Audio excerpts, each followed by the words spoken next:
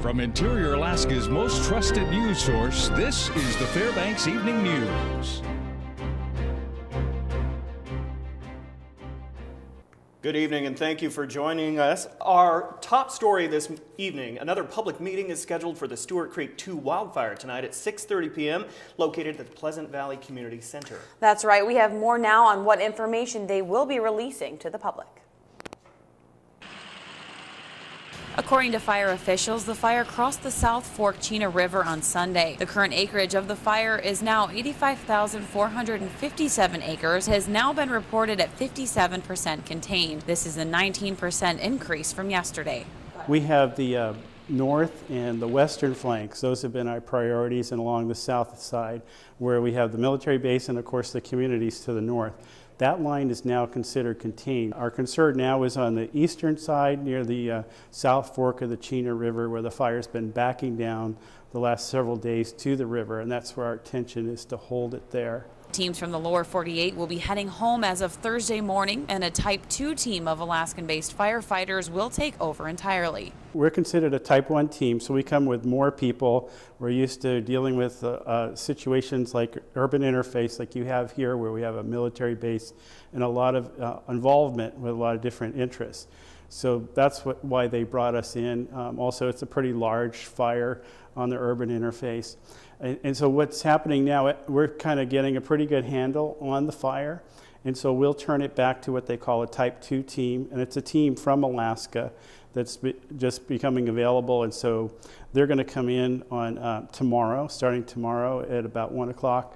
They'll start following our team, and they should be able to handle the complexity of the fire that we have now. As of news time, 5 other spot fires were reported to be burning from the large fire. The Type 1 fire team believes they will be able to contain the spot fires before giving the fire over to the Alaska-based Type 2 team. Yesterday, when it was backing towards the Chena River, late afternoon, we had some stronger winds out of the southwest, and that pushed a few spot fires late yesterday, about 8 o'clock, over the river, one of them which is about 5 acres. They were able to get on it right away with helicopter drops last night. And then another spot fire was about 30 acres. We originally reported 50, but we've gotten a better assessment this morning. Both those we've been hitting really hard with the air tankers and helicopters all day, and they haven't moved.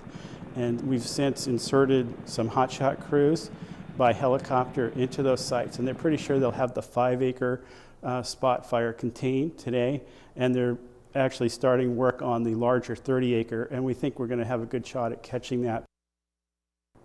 The Alaska Redistricting Board voted unanimously to adopt its final plan yesterday. It now goes back to the courts for approval. The previous plan was challenged by 2 local residents, and the courts ordered that it be redrawn. The plaintiffs had said that it wasn't proper to put Esther and Goldstream into a district that went all the way to the Bering Sea. The new map keeps those areas in the Fairbanks District. According to Air Force Public Affairs, the 18th Aggressor Squadron based out of Eielson Air Force Base resumed flying today after being grounded due to sequestration. According to Brigadier General Mark Kelly, the 354th Fighter Wing commander, the jets will be flying at a reduced rate from the previous times and trainings. According to Kelly, they will concentrate on supporting the F-22s of the 3rd Wing with local training and through the Red Flag Exercise 13-3, which is set to occur August 8th through the 23rd. The reinstatement of flying costs $208 million of the $1.8 billion reprogramming allocation that was authorized by Congress. The restoration of flying hours is only through October 1st of 2013. U.S. Representative Don Young has ended the latest quarter with over $500,000 available for his campaign. Young reported bringing in about $63,000 between April 1st and June 30th. His Federal Election Commission disclosure shows he ended the period with nearly $517,000 on hand. He raised $32,000 from political action committees and about $31,000 from individuals during the latest period. Young, who served as Alaska's lone U.S. House member since 1973, plans to seek a 22nd term next year. Meanwhile, U.S. Senator Mark Begich raised nearly $1 million toward his re-election effort during the second quarter of the year and had $2 million on the hand at the end of June. The summary of Begic's latest financial disclosure to the Federal Election Commission was provided by Begic's campaign. The full report was not immediately available today. He brought in about $993,000 between April 1st and June 30th. That figure includes more than $527,000 from individuals and more than $415,000 from political action committees. Begich is a first-term Democrat seeking re-election next year. His announced challengers include Republicans Joe Miller and Lieutenant Governor Meade Treadwell.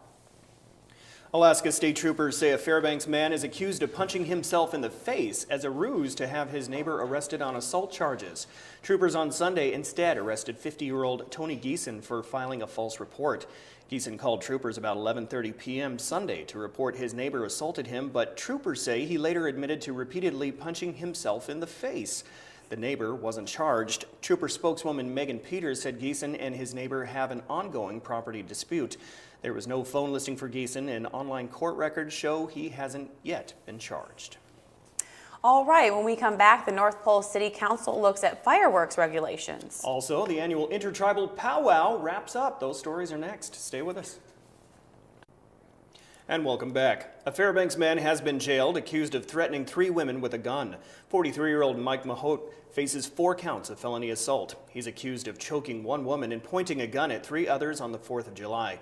Police say a shot was fired into a wall during one of the incidents. In addition to the assault charges, he is accused of 2 counts of weapons misconduct. He's being held at the Fairbanks Correctional Center on $100,000 bail. Because of the high fire danger on the 4th of July, fireworks were not sold at North Pole as they usually are.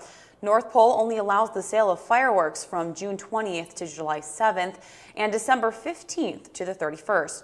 North Pole Mayor Bryce Ward has introduced an amendment to the city's fireworks ordinance that would allow vendors to ask to sell them at other times of the year if they are banned at usual times of sale, as they were this year.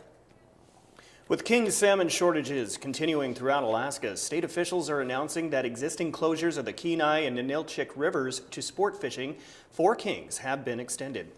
In statements issued Friday, Alaska Department of Fish and Game officials say no sport fishing on the Kenai River or Kings will be allowed through July 31st.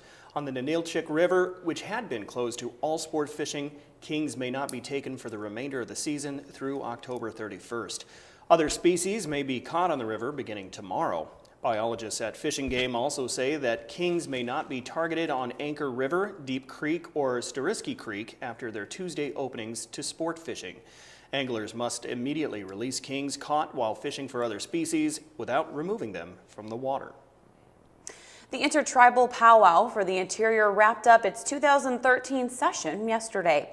The annual event brings people representing Alaska Native and American Indian culture along with the First Nations people of Canada together each year in Fairbanks. One of the groups that came from the lower 48 this year is the Namawachi, which made history by being the first Native American drum invited to Arlington National Cemetery to drum on Veterans Day. The main event Sunday was the release of an injured eagle that had been rehabilitated, as seen here. Native elder Robert Charlie said the eagle is not just the symbol of America. It is also the symbol of the Athabascan people in Alaska. When you're looking at me, you're looking at the eagle also. I'm very proud of what you're doing tonight. We need more of our people to come out here to this powwow. We need more people to come out and listen to important messages like this. You know it's summer in Fairbanks when the temperatures are near 80, the mosquitoes are thick, but more importantly, the Fairbanks Summer Arts Festival kicks off. The festival this year has recruited more than 600 registrants for a variety of arts with 120 professional teachers on hand to give instruction. This year it will be a particularly logistical nightmare as construction up at the University of Alaska Fairbanks means many venues had to be moved. Nevertheless, the public will be treated over the next couple of weeks to some stellar performances. We have several free concert opportunities. Every day at noon 15, there's a Lunch Bites concert in the Co-op Plaza. There are also Lunch Bites at different locations around town. Wednesday night, we're going to be part of the Golden Days kickoff at Pioneer Park. And also on Thursday night, there's a Pioneer Potpourri of a concert with many of our guest artists. It's a great opportunity to come see festival. So lots going on here and lots going on there in sports. Oh, over As there. in there. Exactly. Well, yeah, there was a lot of weekend events in the Fairbanks area, including the sourdough triathlon and some interesting storylines for the winners. Also, the Coca-Cola Golden Days softball tournament was yesterday. We have highlights from the championships there. All that and more coming up next.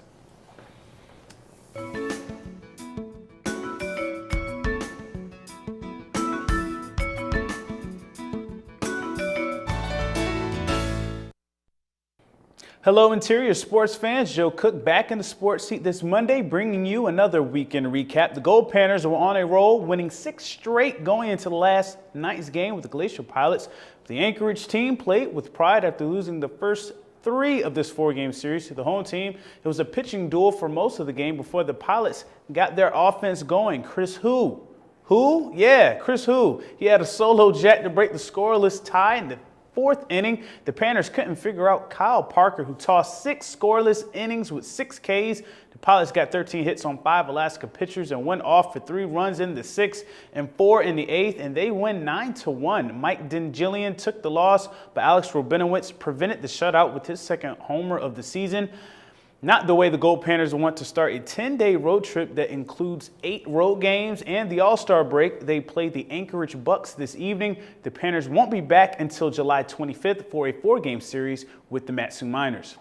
Yesterday was Championship Sunday in the Coca-Cola Golden Days softball tournament at the Hez Ray Softball Complex. 4 titles were decided and money was on the line. The final 3 teams in the brackets would receive payouts. The men's CDE final was the Fairbanks Red Peppers and Casa Una of Anchorage. Casa Cuna had an early 1-0 lead, but the Peppers got hot, reeled off 13 unanswered runs, including that inside the park home run by Terry Freeman, and the Red Peppers win 13-1. In the men's open, 5-star and Los Amigos faced off. Los Amigos trailed by 7 at one point, but rallied, making it a 3-1 game. But Casey Haas, a 5-star, smashes a 2-run jack late in the game as 5-star holds on for a 13-11 victory. The co-ed AB final featured the Anchorage Titans and Fairbanks replacements. The Titans were in control with an 8-4 lead at one point, and they go on to win the co-ed AB title. The last final was the co-ed CDEF title game between the Anchorage Flight Deck team and Papa's Posse of Fairbanks. This game was a battle. There were a lot of lead changes in this one. Flight Deck withstood stellar play from the Posse, who trailed by 9 at one point, but they rallied to win the co-ed CDF championship. And Saturday was the start of the 22nd annual Sourdough Triathlon. The 3-stage race got underway at 10 a.m. The 31-mile mark on the Steeves Highway. 42 competitors and 4 relay teams had to complete a 1.2-mile swim, 56-mile bike ride, and a 13.1-mile run. Kenzie Apperson repeated as champion for the women's division, coming in at 4 hours, 55 minutes, and 44 seconds, which was 5th overall. Apperson, the former Nanick swimmer, had the fastest swim at 24:22. Apperson's year-long training partner, Aisha Hall, was 2nd in 5:34:39 and was 9th overall. They finished 1-2 this year and last year. On the men's side, it was all about Tyson Flaherty, winning this year's event in 4 hours, 37 minutes, and 40 seconds. He had the top bike time with 2:20 and 21. Rookie Eric Dorn from Seattle pushed Flaherty, coming in at just a minute behind. Dorn had the fastest run at 1:40.56. Michael Baker from Anchorage was 3rd in 4:43.15. The relay team of Tina Byban, Chris Wyatt, and Ed Depovec came in 1st in 5:06.24. I was at the finish line to talk with the winners. For Flaherty, it was his 6th triathlon, and it was just his time. This is actually a race I've been trying to win for a long time. So it feels really good, and pretty much the second half of the run is just mile by mile. It's like, okay, I just got to make it to the next mile. It was toasty. The legs were starting to cramp up, and just kind of holding on and making sure I got through it. I saw him out there, and I just couldn't grab him, but goal was to finish for the day. So it's just a huge advantage when you have someone that's about your speed to train with, or in this case, faster than me. So I have been pushed a little bit on the bike every time we ride together. And on Saturday, I journeyed out to the far north BMX track on 19th and Cayena for some BMX action. It was the state qualifier worth double points for the little guys who were serious about their bikes and who wasn't at that age. Classes ranged from 5 to 41. In the 6-7 girls division, Christy Miller, the points leader, took care of business, winning the first moto. For the 12 to 41 cruisers in Moto 2, Russell Miller came in first, and Miller also won the 9th moto for the 10 to 12 intermediate racers. Remy Daravina won the 5-6 boys moto number 3, and Moto 4, the age 7 novice division. Destin Rogers came away with the win. Case Keelan won the ages 10 to 11 novice Moto 6, and for the ages 7 to 8 intermediate moto number 7, Tyson Turner placed first, and in Moto 8 for the 9 and 10-year-old intermediate racers, Elijah Woodman was the winner. Far North BMX is the only American Bicycle Association BMX track in Alaska. And that is it for sports. Thanks for rocking with me for a little while. Stay cool, Alaska. Mike Schultz has your full weather forecast coming up next, and we'll catch you next time. Hey, welcome back to Fbx Evening News, everyone. Mike Schultz once again taking a look at the weather, and what a beautiful weekend. Lots of sunshine, temperatures 87 degrees yesterday. Not quite as warm today, but still another hot day. We're going to start cooling off and getting some more showers, so that'll help out the fire situation too. Nice photograph to start off the evening with. You can see here, this one's sent in by Sandy Lorigan. Another great sunset. Another Fairbanks, Alaskan sunset. You can see here gorgeous pictures and nice colors there. If you have a photograph to share, by all means, send it to Mike Schultz at ktvf11.com. What's going on at the airport right now? After a high of 81, we're dropping down to about 79 right now. The overnight low was 62 last night. Record high, a hot one in 1993, 93 degrees. Record low 40 in 1959. And your sunrise and sunset, well, that's about 20 hours and 4 minutes of daylight, a loss of 6 minutes from yesterday. Here's our satellite picture. More clouds moving in from the west, and this means it's cooler temperatures and a better chance of seeing some shower activity. Pretty good area of cloudiness coming in from the west. What's it mean across the rest of the state right now? Well, we are looking at some rain moving in over the southwest part of the state, with just mainly clear to partly cloudy skies elsewhere, even over southeast Alaska. Cloudy skies from Anchorage right on down to Kodiak, some showers around Cold Bay. Cloudy up on the north slope, and partly cloudy around Fort Yukon, 81 degrees for the high there. Lower 48 weather, again, hot temperatures. Salt Lake City, 100 degrees. Not as warm in Denver, 79 degrees. Dallas, not quite as warm as it had been, 74 degrees. Thunderstorms there. On the satellite and radar, you can see those storms kind of wrapping around this area of low pressure here, bringing lots of rain, flooding range to much of Texas, and more southwest monsoons moving across parts of Arizona, Nevada, into New Mexico. Well, the northeast is drying out because they are cooking. They have some hot weather. Heavy thunderstorms expected through Wednesday over all of this area here. Means more flooding as the tropical moisture comes in from the Gulf of Mexico. And flooding downpours are definitely actually a good thing to happen, because the jet stream once again will remain too far to the north to allow any cool air to move in. Hot and humid conditions over the eastern half of the country, and very hot all the way over the Pacific Northwest as the jet stream buckles up toward Canada. Well, back to Alaska for tomorrow in the northern sections. Scattered showers for Barrow, showers in Nome, and isolated thunderstorms in the Fort Yukon area. Here in the interior, we'll be looking at some areas of smoke. Otherwise, isolated showers or even thunderstorms are possible for both Fairbanks and Healy. Over southeast Alaska, mostly sunny skies for Juneau and Ketchikan, while over the south or western portions of the state, windy at Cold Bay, cloudy skies for Kodiak, and rain showers expected in Bethel. And if you're heading on down the Anchorage Bowl area, looks like not too bad. Showers at Anchorage, cloudy skies in Homer and Valdez. And here's our forecast for the remainder of the night. As you can see, we're looking at about close to 60 degrees for the overnight low, partly cloudy and mild. Again, the smoke to the east of the Fairbanks area. Tomorrow's forecast, 75, cloudy with areas of smoke and scattered showers by the afternoon hours. And the forecast for the 5-day period, as you can see here, temperatures cooling off down to the low to mid 60s. And showers are a good likelihood for the next few days. That'll cool things down and make things a little wetter and hopefully help out the firefighters. As we were talking earlier with Stephanie, she was telling us about the fires getting under control. 38% now, huh? 57%. Oh, that's even better. Yeah, that's even Yeah, better. 57%. But there are some spot fires, and they have lifted the watch for some areas of the Chena Hot Springs Road. But further on down the road, they have issued a watch. So people just be vigilant and look out for that. So It's going to cool down and get a little moisture, so that'll be a lot better. hopefully, All yes. right. Thanks, guys. That will wrap up this edition of the Fairbanks Evening News. As always, we are glad you could join us. Tonight on NBC Nightly News, more fallout from the George Zimmerman verdict. That's next with Brian Williams. And for all your news, sports, and weather, you can check us out online at webster11.com, Facebook, Twitter, and YouTube. We told you earlier about the Summer Arts Festival kicking off. We're going to leave you with a little bit of a teaser of some of the music they'll be performing tonight and for the next couple of weeks. So with that, we'll see you back here at 11.